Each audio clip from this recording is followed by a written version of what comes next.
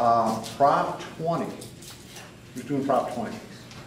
Prop. The session's going on concurrent with this one right now. Well, usually they send a volunteer to speak to Prop 22. Come on up. Thank you.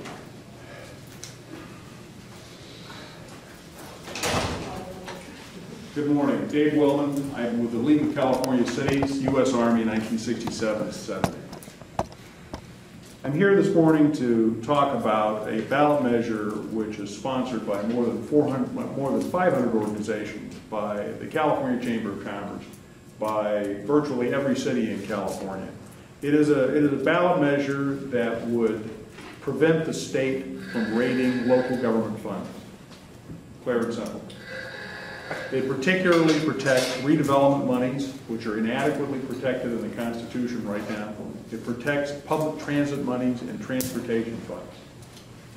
It doesn't take anything away from schools, doesn't take anything away from health, doesn't add $1 to local government. It just keeps the state's hands off local government money.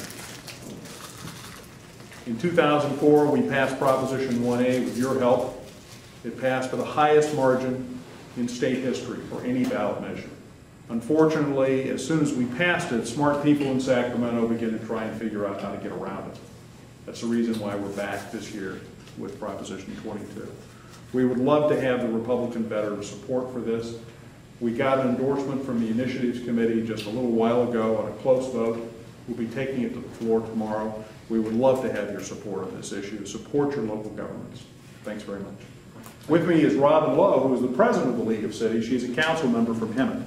We'll take 1 second. Thank you. 1 second. Just as an example, Dave mentioned redevelopment money. And in the city of Hemet, we are located just south of March Air Force Base. And we have many current residents who are families of veterans serving overseas from Camp Pendleton. My council itself has adopted the 5th LAR from Pendleton. Very concerned about the take from the state. We have to protect it. The money that Hemet had set aside from redevelopment that was taken from us just last month, 2 months ago, by the legislature, was slated for a VA clinic, a portion of it. We can no longer support that project. Our American Legion was supporting that project and hoping that it was going to be phase 1 of an ambulatory rehabilitation center in our city. That's how important this is. They want to take road money, redevelopment money, those things that the taxpayers have said need to stay local, and we want it back. We want it protected. We'll never see what they've already taken. The argument that's being made on the floor, I know, is that it'll go to the classroom. That money doesn't go to the classroom.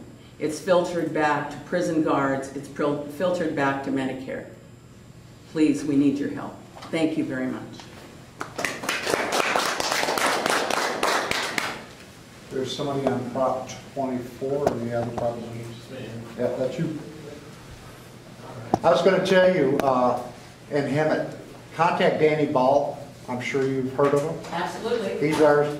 We have his CD, in fact. Welcome to Hemet. Yeah, Danny's our chapter president up there. Okay. So just give him a call, surprise him. Thanks very much.